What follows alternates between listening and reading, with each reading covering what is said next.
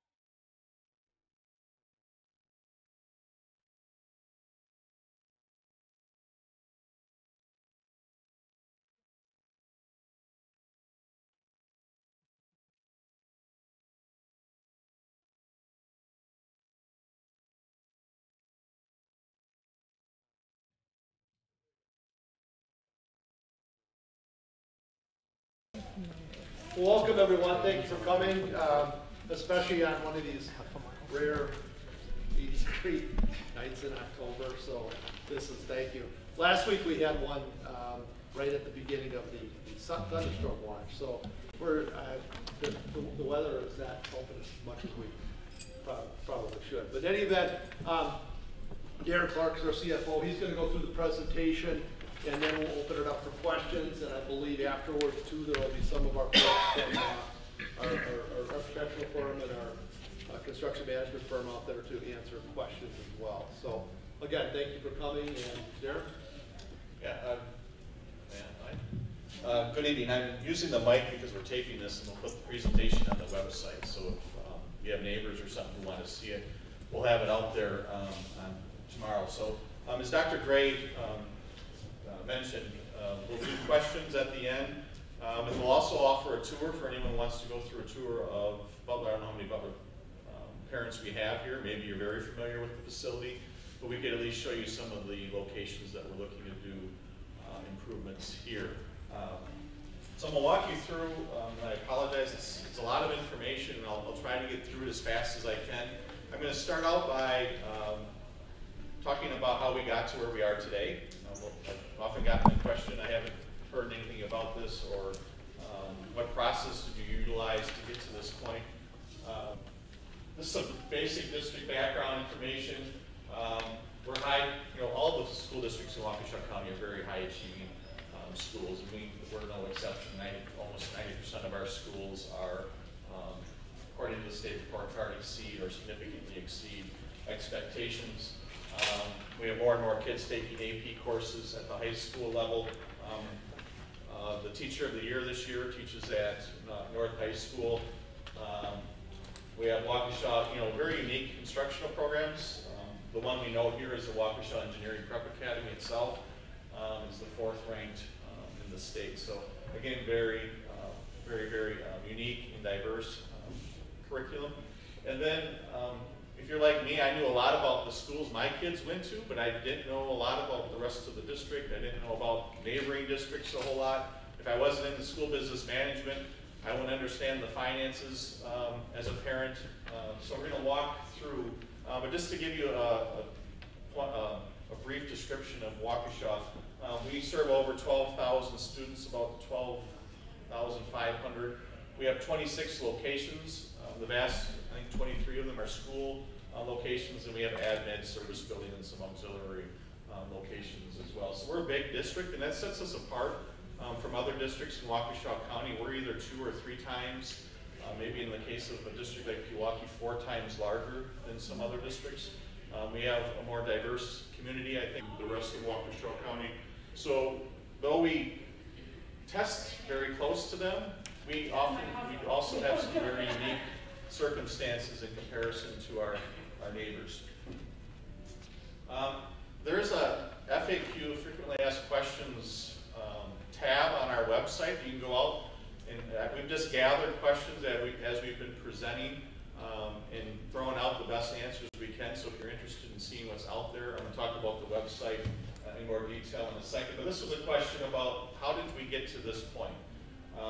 So the answer to that, 3 years ago in 2015, I came back to Waukesha as a CFO, and the first task I was given was developing a plan, reviewing and then developing a plan to address our district facilities. We did site tours, we did a lot of legwork then. We had engineers and construction firms go through our schools to identify what's the need, what's the scope. And then we set off in 2017 and 18, we did about 30, 35 meetings such as this, leading up to the community survey that was sent out to every household in April and May. And really we were looking forward to that survey because Waukesha has not had conversations of this nature in a long time. In 2001, they passed, I was here as the comptroller then, a maintenance referendum, and that was the last time a major financing plan for upgrading facilities was put into place. So that was about 17 years ago. And at that time, I remember one of the big things was because of the age of our building, a lot of the expenses were related to bringing electrical service and those types of things to take on what we saw technology-wise coming, because our buildings were built on average around 1960 and just were not equipped. And now technology is 100-fold. I remember in that referendum, our goal was to have 4 computers in every classroom. We've certainly exceeded that 100-fold or whatever, but obviously technology is playing a bigger role. So after the survey, we had about 6,500 respondents, and 58% of those respondents said they were interested in us pursuing a referendum. Now that question didn't say the specific plan that was surveyed, and I'll tell you the biggest difference between what was surveyed and what we're actually asking for in November is we surveyed a new middle school out on our property on Highway TT and MacArthur Road. 2 reasons we asked that. One, we thought it was a good STEM solution. It would allow us to pull STEM out of some older buildings, and then we could either sell off or repurpose those buildings. But also it was to see if the community had any interest in new construction. Was there the appetite for that? And I think the underlying theme that came out of the survey was the community wanted us to reinvest in existing facilities. So no new middle school is being proposed. The referendum question, which we'll take a quick sneak peek, actually I think it's on the fact sheet as well, does not call for a new middle school. But again, the response was great. 6,500, actually I think it ended up being like 6,700 when it was all said and done. It was very good. So the board, then we looked at financially where we stand. We took the survey results, we took all the feedback we've gotten over the last couple of years, and decided now was the time to develop a plan that was worth the consideration of. Again, we started in 2015. 58% of all respondents said we should pursue a referendum. Again, that was a general question. The community survey itself is out. Can you read that? Or do we need to kill the lights? This is a snapshot of our webpage, referendum webpage. And over here is results of the community survey. So if you want to go out there and look at the survey results, it asks specific questions about Horning, Butler, Les Paul. It asks questions about the new middle school that is no longer part of the plan. It asks about school safety and really covers all the key categories. We also have information on the ballot question. I heard just yesterday that maybe the ballot you'll get on November 2nd or on November 6th, but the referendum question might be on the back of your ballot. So be aware, regardless of your thoughts or views on the referendum, be aware that it might be on the flip side. We're trying to confirm that, and ultimately it might vary district by district, who your aldermen are and all those questions as they break down the community. So there's financial information, the presentations are out there, floor plans like those boards you saw out front, all that information is out on the web page for you to access that very well. And again, if people have questions, your neighbors, etc., we urge you to refer them to the web page as well. Financial background. Over the last 6 years, the district's mill rate has fallen 14.3%. We're down to 8.21. That was last year. We'll finalize this year's tax rate at the end of October. That's just the flow of school finance. We expect our rate to drop to about $8, $7.95 to $8. We don't get final numbers from the state until October 15th, but we're pretty confident based on, I guess, our knowledge of how this flows, that it will work. We spend cost per pupil. We're going to spend a second talking about that, and mill rate. We do well below state averages in both of those cases. I'm going to show you data comparing this to our Waukesha County peers. And then something unique for a district our size. We'll be debt-free in 2021, and right now our debt load, we have $3 million outstanding. I know that sounds like a lot of money, and it is in the vast majority of conversations. But for a district our size, that's basically, you're almost basically debt-free. The cost per pupil analysis, why do you use that? What's included in it? The reason I like that for comparison's sake is it takes every cent we spend, whether it's food service or debt or operational, the teacher in the classroom or utilities, and it divides it by the number of kids you're serving. I think it's the truest measure and the easiest one to compare district to district. So that's what this is called for. Ooh, can we do much for this or no? No. Well, I'll tell you what it says. If I can remember, I've done this enough, I can try it. New Berlin, Menominee Falls, Elmbrook all spend about $13,500 per pupil. We're at $11,500, so we're significantly below.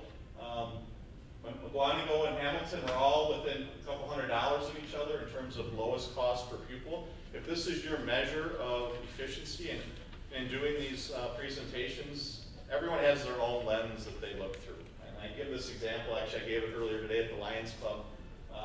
I started with this presentation with us at $11,500 per pupil. The first meeting I went to, I had a mom raise her hand and say, I can't believe you only spend $11,500 per pupil. The next night I had a meeting and a dad raised his hand and said, I can't believe you spend $11,500 per pupil. Same number, completely different viewpoints on what it is. So whether it's taxation or cost per pupil, you all have your own lens. The cost per pupil, again, is just the easiest thing that we use. Tax rate wise, if you're a high spending district, the New Berlins, the Elmbrooks, those types of districts, their tax rate is 11.25 or very near 11. We have the lowest tax rate for a K-12 school district in Waukesha County.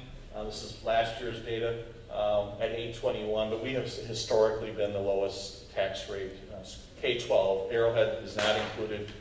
They're a union high school with a bunch of different feeder elementaries, so it's hard to calculate that. So again, we tax the lowest. This is a comparison of other large school districts in the state, because someone could make the argument that, as we talked earlier, Darren, Waukesha is so different than Pewaukee or Hamilton or Mugwanago in terms of size, in terms of rural versus more of an urban setting. Is it fair to compare those districts? This is all the big districts: Racine, Kenosha, Madison, Milwaukee, Eau Claire, Janesville, Oshkosh. We are the lowest cost per pupil spending. If you think the large districts is a better comparison group, this is the slide, and we are at the lowest cost per pupil against that peer group. Taxation-wise, if you spend less, you tend to tax less. We are the lowest tax rate if that's your comparison group. This dashed line up here is the state average, which is 9.79.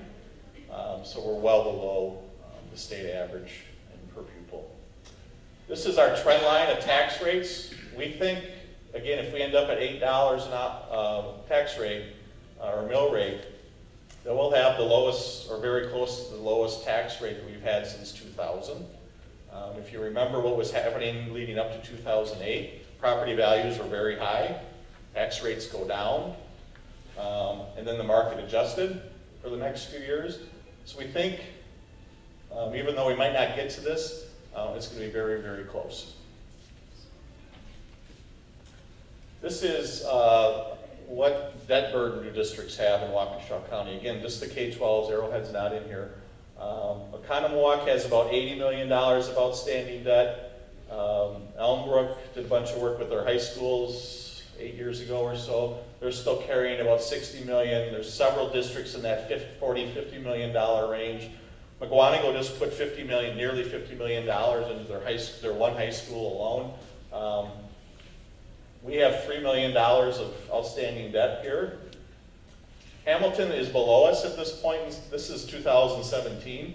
Hamilton's below us here, but in February of this year, they passed a $57 million referendum. They just haven't issued the debt yet, so they probably have as I'm speaking today, but when the snapshot was taken, that new debt was not on their books. So we now have, though we're the largest school district in Waukesha County, we have the lightest debt load by a significant margin. So if that financial information, if you're a financial person like I am, that's all good information. If you have nothing else that you leave here, know that we're doing a lot of things for a lot less than what other school districts are doing. Not only with this projector, but just in general. This is the question. It's hard to read, even if you're sitting, but there's a purpose for it being so long. We're bound by law to give the voter an outline of what we're proposing. So it talks about major renovations at Les Paul, Horning, and Butler, renovations at South High School, and essentially district-wide safety and capital maintenance improvements at the elementary and other high school level. Twofold purpose of this question. One is to inform the public, especially someone who has not been to a presentation or gone on the website or read a story in the Freeman. But the other one is it restricts what the board can spend the proceeds of the bonds on. My AD at North would love a new gym. He tells me that he's got fewer gym slots than every other high school. That is not in here. We will not be building a new gym at North High School. So it dual purpose. One, it informs, and then the second, it guarantees the community the scope of work to be done. It doesn't list every single thing because with 26 sites, the question would be literally pages and pages long, but it's the high points and the themes of the scope of work to be. And then it's just simply yes or no. There's no, can we do these things and not others? This is the specific question. The board has to, when they adopt the resolutions in July, they adopt the specific question that'll be on the ballot. So just kind of recap, why now? We've been doing a lot of work since 2015. This has been a board goal for several years. Financially, we're in a strong position. We have very little existing debt, and again, we'll be debt-free in a couple of years. Our projected 18-19 tax rate would be the lowest tax rate in a decade. Interest rates remain, though they're starting to climb, they still remain historically low for borrowing purposes. And there is a cost of doing nothing. Construction costs is an inflationary factor out there. There's a lot going on in the economy. So things will be more expensive over time. We broke down the solution into three parts: safety and security, capital maintenance, and building, classroom, and ADA improvements. Obviously, safety and security, and I'm going to go through some of the things that we want to do at our sites. We're going to review, and actually Terry handed out a separate sheet to you. We have a few things going on with safety and security and funding sources, and some we control and some are yet to be determined. On the back of your fact sheet is this, what we call the matrix. That is our best attempt on one piece of paper to outline the scope of work at all of our sites. Elementary is one column. The middle schools are listed individually because this is really a middle school focused referendum for the most part. South and the other high schools are listed individually as well. So again, it's hard to, you want to produce documents that people understand and will actually look at. If you produce something that's 30 pages long or longer, they probably will get kind of lost in the weeds or quit reading at some point. So again, this is our best attempt. The safety and security sheet that you were handed out after you got seated, this is just a snapshot of it. And what it does is we have operational dollars. We are doing safety improvements now at a slow pace with so many sites. It's hard to get it all done. We have the state safety and security grant that Governor Walker signed in spring, I believe it was. And then we have the potential for referendum dollars. And what the sheet that you're holding does, at several meetings we got, well, won't all these safety funding sources and everything overlap? And the answer to that is no. We have broken it out, again, the same categories that are on the matrix for work. But here's just one example. Replace clocks and intercom systems. They would actually have, it would improve our emergency communication in case something does happen in one of our schools. We broke it down. The district operational funds will do this improvement for the elementary schools, and it'll do it for North and STEM middle school. The safety grant will do South and North, and the referendum, signified by the check, would do the middle schools. That line of work will all be completed, but with 3 different funding sources. We won't be doing something with one funding source, then ripping it out because we got a new funding source. We got a really comprehensive plan. And then the next few slides, let's go through the rest of the sheet, and I'll let you look at that once we get the lights back on at the end. And if you have questions, we can respond to them. But again, you can see different line items being broken out by different funding sources. So I'm going to walk you through the elementary level first. We're going to talk about some safety concepts that we hope to implement at all the schools. And then I'll walk you through the 3 middle schools and then South, and then talk about the scope of work at North and West very briefly. So at the elementary schools, again, the elementary and high school, at least West and North, our scope of work is really safety and security and some capital maintenance needs, you know, not glamorous things, but important things, things as asphalt roofs, windows, kind of the building envelope improvements. Safety and security, we would address, again, through all those funding sources, we would address the elementary level. One of the key concepts, and I'll talk about it a lot at the middle schools because our solution there is actually adding additions to accomplish this. But in an ideal world, if we were starting over from scratch, you would have this traffic flow through your building. For a visitor who comes from first bell to last bell, the parent who is bringing the backpack that was forgotten or picking up their child for orthodontist, or maybe they're volunteering in the classroom, all those things that occur during the instructional day when kids are in session. When school day starts, nothing changes. I don't care how secure or unsecure your building might be. The goal of every school is to open the doors and get the kids into the building as fast as we can in an organized fashion as we can. But once that bell hits and the kids are in their classrooms, what you want is to have the office next to the main entrance. And what happens, right now every one of our schools has a secure entrance. There's a buzzer system. As parents, if you have kids in the school, you've been buzzed into your kid's school at some point. But what would happen in the perfect scenario is you would enter into the vestibule and be structurally guided into the office. You would have to go in and check in with the office. We'll be rolling out new, it's called Raptor software, where you hand your driver's license to the secretary or reception. They scan it, a background check is ran on you, and then if everything checks out, you're released into the building with a photo ID sticker. And if you've been in any Waukesha County school districts, if not all, the vast majority of them have Raptor software in place already. So again, you come into the office, then you're released out. The other thing, again, the perfect scenario, if we were starting over from scratch everywhere, is you'd like your office to have a line of sight out into the parking lot so they can see what's happening outside. So we're going to walk through, and again, for the elementary schools, every one of our schools is architecturally different. Some of them you walk in, it's flights of stairs up or down. Some are kind of like a tri-level. Some are multi-level. So it runs the gamut. So we'll never accomplish this perfect scenario more than likely at each school. Some of them have the office at the back of the building, in the middle of the building, nowhere near the front entrance. So we will begin the process of improving that as much as we can.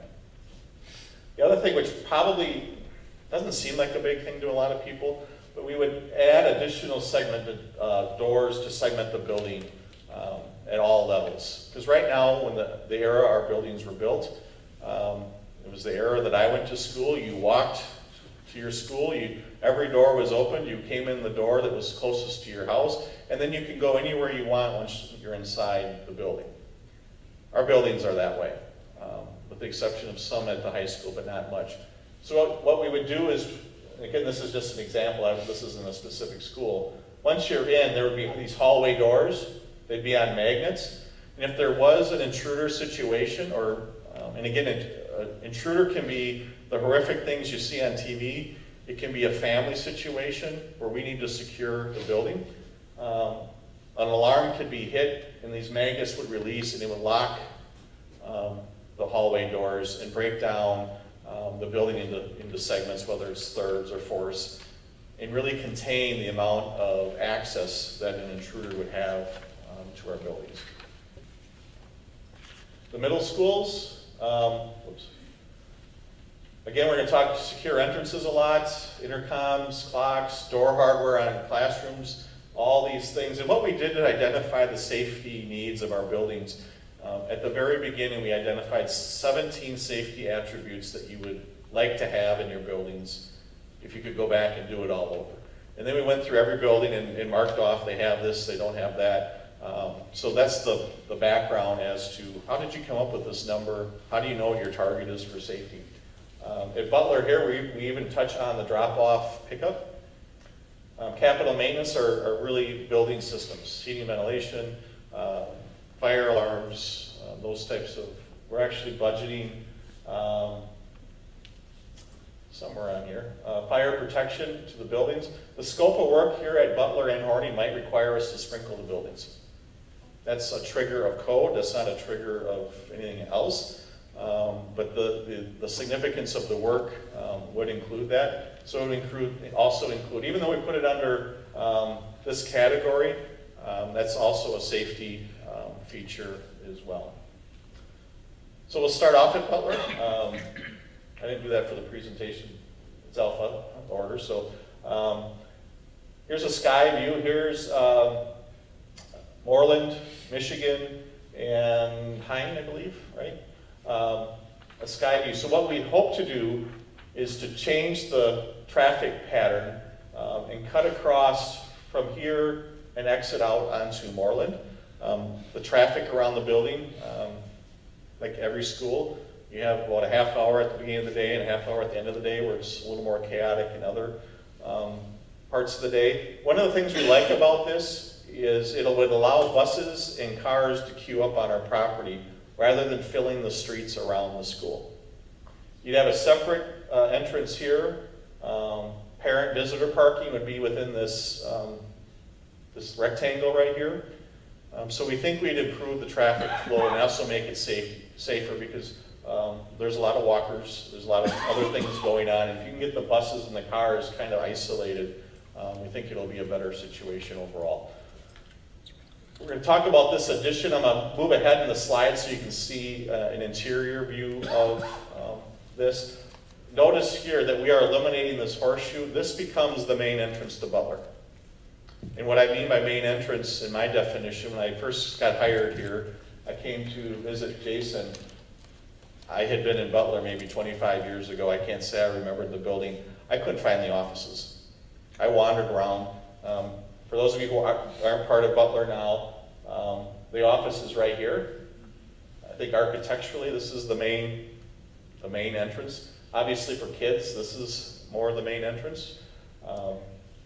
But what we hope to do is add this addition right here It'll be a 3-story foyer, and it'll allow us to bring an elevator to Butler. Butler has never had an elevator. It was never designed to have an elevator. It's 3 floors. Handicap accessibility is a major scope, and again, with handicap accessibility, you as the property owner are grandfathered in unless you hit certain trigger points with renovation. But some of these improvements are things I think the community needs to decide on, even if we're not required to do it, should we do it? We think the Butler elevator's the perfect example of that. I was here in the late 90s, early 2000s. I remember the board at that point arguing over putting an elevator in at the school, and obviously it hasn't been done at that point. But that's the purpose of this foyer. The other thing we do is build a small addition that would bring down the offices to the same level. It provides a mechanical room and some storage space and smaller things like that, but the key part of this addition here is to get the entrances next to this foyer, and you get that secure entrance flow that we talked about earlier, where you enter in, come into the office, and then the office releases a guest out into the building. Right now, if you enter here, let's say you want to come, the offices are actually up a floor, but that main door on Hine next to, you walk into 2 sets of stairs, you can go up or down, and you have complete access to the building, and there's nothing requiring you to go to the office.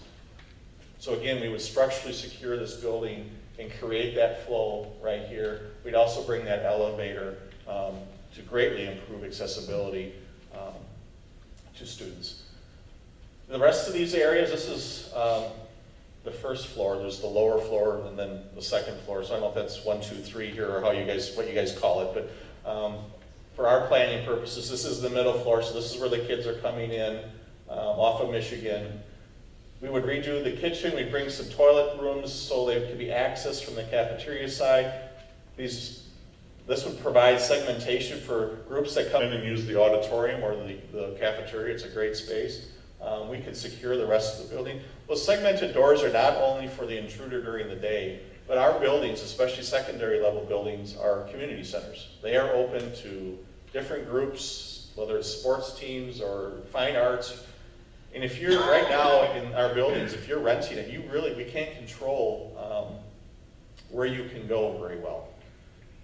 We'd also hit the science lab spaces with renovation. The green here is what we call more major renovation. And the description I give is the green squares are like doing your kitchen and bathroom at home. The blue is like doing your living room.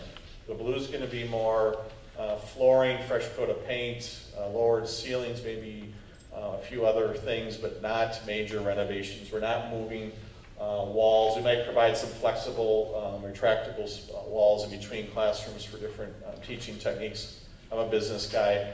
We have people here if you have any curriculum-related questions, or Jason can speak to it as well. We'd also redo or restore the fine arts or band wing down here. At least band is held on the auditorium. It has been for an orchestra. We would return them to the classrooms that very close to what was originally designed for the building and free up the stage. This is the second floor we talked about in our planning, but the third floor here at Butler. This is that entrance off of Hine where you can go up or down, where you buzz in. This is, I think Jason's office is right about here somewhere.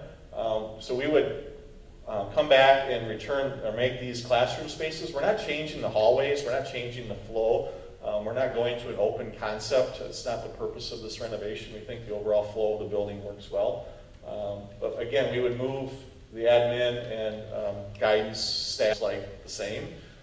So we would add a small addition here, not for the purpose of just providing guidance to visitors, but for that secure entrance again. The next slide, the building turns. This little yellow addition here will end up over here, but it's the same building, it's the same plan. I don't want you to think we have two different ideas here. So this is that addition we were just talking about. They have the same situation here where you can either, there's here, you can be buzzed into either, and the office is live between those doors. Nothing structured structurally to guide you or force you to go to the office to check in. You can come in, go straight, and have complete access to the first floor. There's a flight of steps on each side. You can go upstairs and have complete access to the second floor. So what we would do is do this addition. We would flip the admin offices over here. I don't know if you can see the arrow or not. And we would create that flow through the office that I know I keep repeating, but it's really an important concept. So the offices would be here, and then we would backfill it with instructional space. So really just flipping classrooms for offices here. And then we do a similar renovation at Horning. Hit some science labs, the art rooms. We would also do the kitchen, library space, and then some lower level renovation of the existing space. Les Paul, slightly different scope. The first thing is the yellow is an addition that we would add on to Les Paul. The unique thing about Les Paul, if you've ever been down in their cafeteria, it's very small. It's also below grade. I think it's 6 steps, probably very similar, maybe even a couple more than what's right there. So it's not ADA accessible to get outside. The other way for someone in a wheelchair or crutches or whatever the situation might be is you have to enter through this building to get into the cafeteria. But if there's an event in the building, the only way to get someone out of the cafeteria is to go back into the building and get to an exit that's at grade. So we would actually drop the cafeteria at Les Paul and construct a new one that would be accessible. This addition here is strictly safety and security. Right now you go to Les Paul, there's a little foyer right here. This is facing the public library. The public library is right over here. You come into this foyer and you can be buzzed into the office. The lifeline and what makes Les Paul run is this hallway right here. So if you're buzzed in, the offices are currently here. You can go left or right and have complete access to the building, or one of the towers, or both. There's nothing, again, guiding you into the office and requiring that background check, and just for checking in purposes. Again, most of the time our parents follow the rules and they come in and it's never an issue. So, but to accomplish this, we really had no options with this hallway. Again, it's the lifeline connecting the two buildings. So we're going to move the admin offices in front of that hallway and create that entrance, like I talked about, that flow through the office for the visitors throughout the day. And then at Les Paul was actually renovated in the early 90s, I think 92.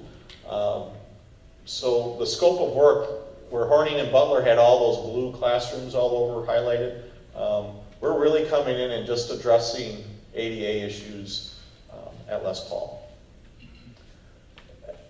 Fun fact, I guess, Les Paul, I think, was constructed in 1919. It's actually more compliant than the other two middle schools because of that work in the early 90s. A lot of ADA work was done at that point. This is the lower level. Locker rooms and bathrooms will be all the green dots you'll see. We'll make those ADA compliant here. We're going to revamp some storage space. Second floor, you can tell Les Paul is an older building by all the tiny squares or rectangles all over the place. But we'll renovate these bathrooms to ADA compliant as well. The third floor, and I think at Les Paul they call it the fourth floor,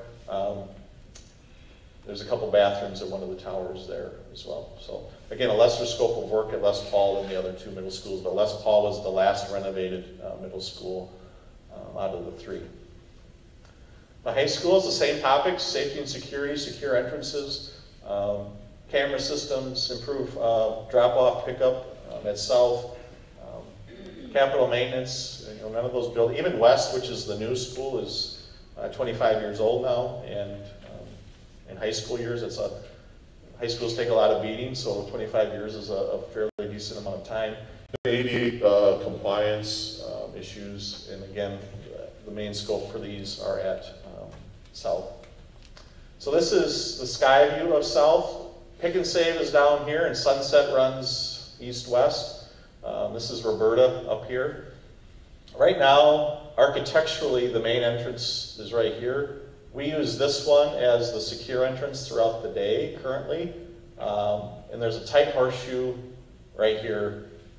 we would add this addition to create a secure entrance and a little, not even an addition, but something to draw you to that, to signify that this is the entrance that you should come through. And we would extend that horseshoe out here. We'd have about 10 to 12 parking spots that would really be designed for, I'm here to pick up my child forgot something, that kind of quick in and out visitor. That would save those types of visits from people having to come all the way down into the staff parking lot, do a U-turn, and head right back out Roberta. The other thing we like about this is this horseshoe is so tight.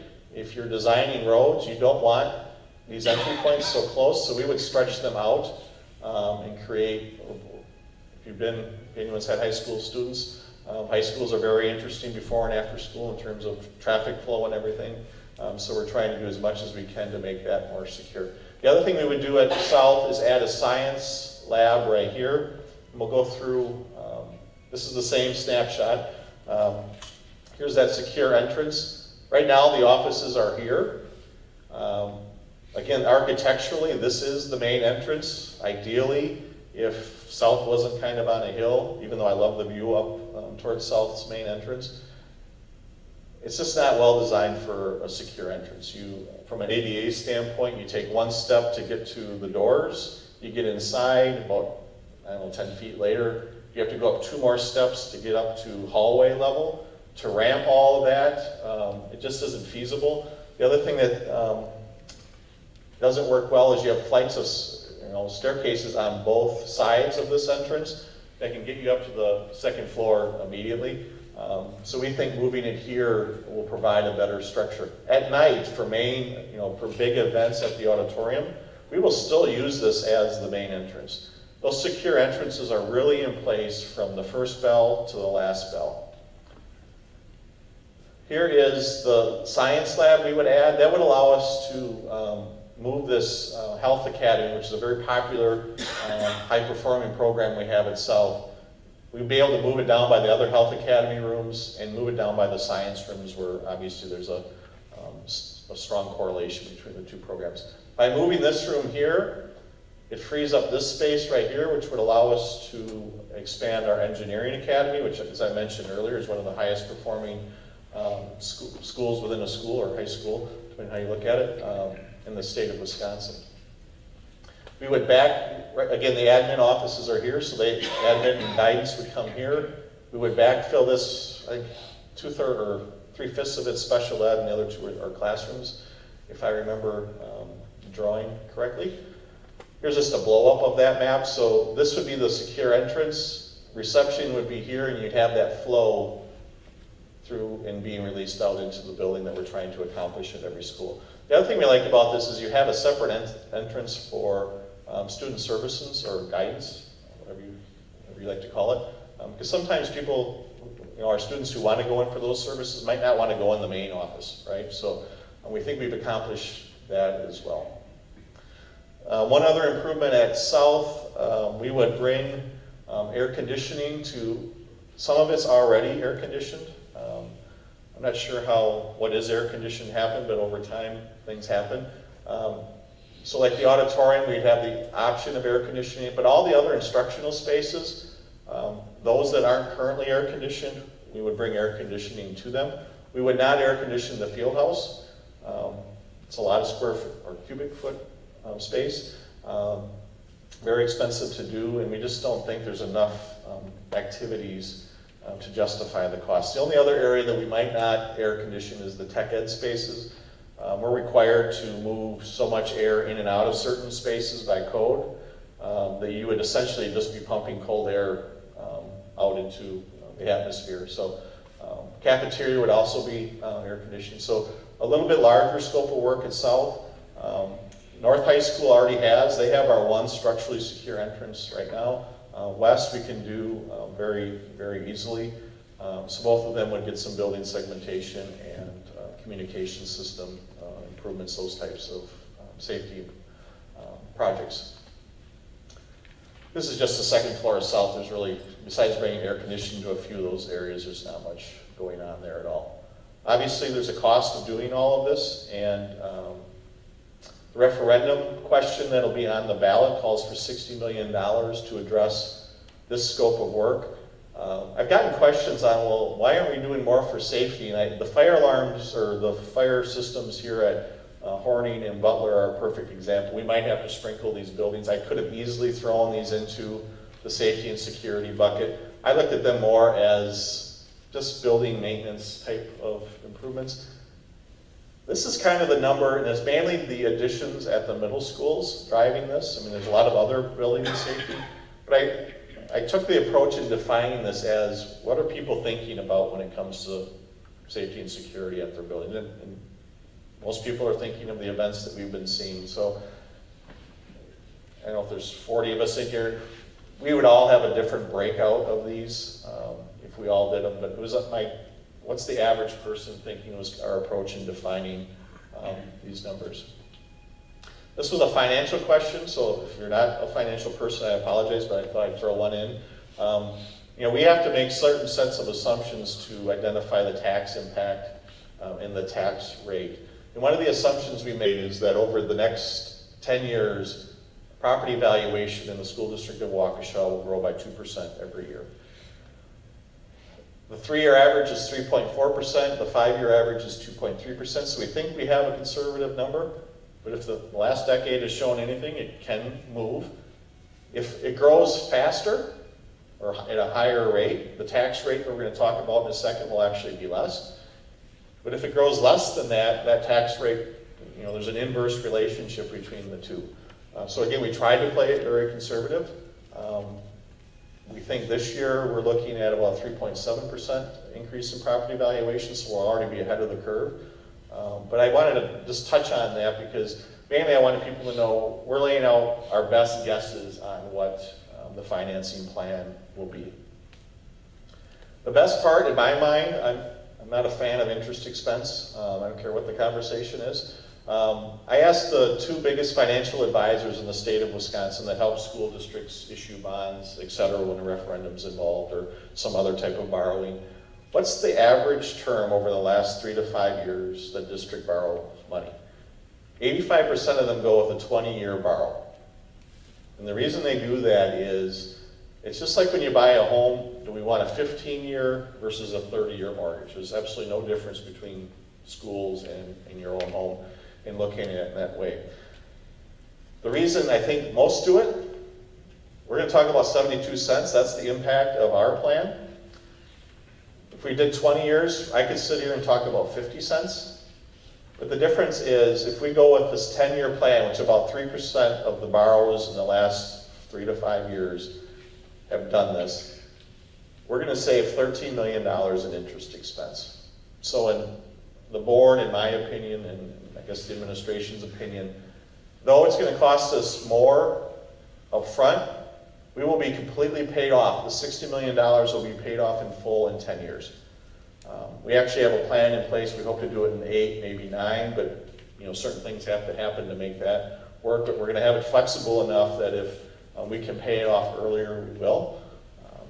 But again, I think it's a unique approach, one that people understand because we've all had debt at some point in our life, more than likely, oftentimes in the form of a mortgage. So again, a 10-year payback. We have no authority to borrow more money than the $60 million. It does not automatically renew in the 11th year. If any sort of conversation like this were to take place out into the future, we would have to go through the whole referendum process all over again. We as a board do not, or a school district, don't have the authority to issue this kind of debt without the referendum process being completed. So again, 10 years, 72 cents, tax rate impact, that's above where we were, but we're projecting that.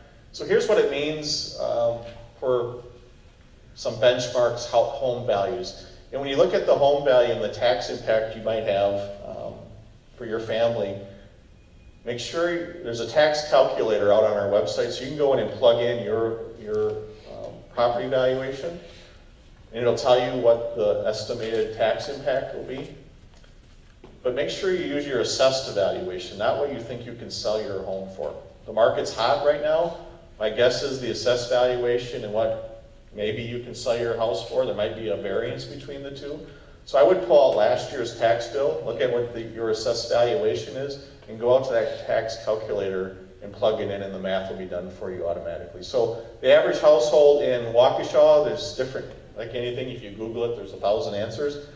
I think it's around $225,000 right now, but just for sake of conversation, a $200,000 house assessed valuation, the tax impact would be $144 per year or $12 a month for 10 years, and then the debt is completely paid off. And the financing plan, this chart's on your fact sheet, and if you want to see the assumptions we're using, we also think we're being conservative on interest rates, what we'll be able to borrow at. Rates are slowly etching up, but we think we have conservative figures in here. We also think we're conservative on the property evaluation, but 10 years is a long time. But if you're interested in those details. So again, for nearly the average house in Waukesha, $144 per year or $12 a month for 10 years. This is that tax rate comparison. I apologize, these lighter colors aren't playing well, but this is where we are. We have the lowest tax rate in Waukesha County. We're well below the state average. This next slide shows, with all the same tax rates, where we end up by adding the 72 cents on. We are third from the bottom. Keep in mind, Hamilton's going to pass us up because they will be paying on their debt next year, so they're going to see a jump as well. This is last year's data. But we're still at the far low end of taxation in Waukesha County. And that's it. If you want more information, you can call, you can email, you can visit the website. The website, under contact information, there's these generic email addresses. I also have my direct phone number and email address out there if you want to contact me directly. Darren Clark was my name, and we'd be happy to do that. So I think I can probably get rid of this. So if you have questions, I think since the group's a little smaller, we were going to have everyone go out to those tables out there, and then have people from the architectural firm, the construction firm, and district representatives out there. But I think since it's so small, I think we can just have a conversation and we can answer your questions. We do have, if you want, Jason will lead you on a tour if you want to go to after the Q&A session. And if you want to see some of the locations.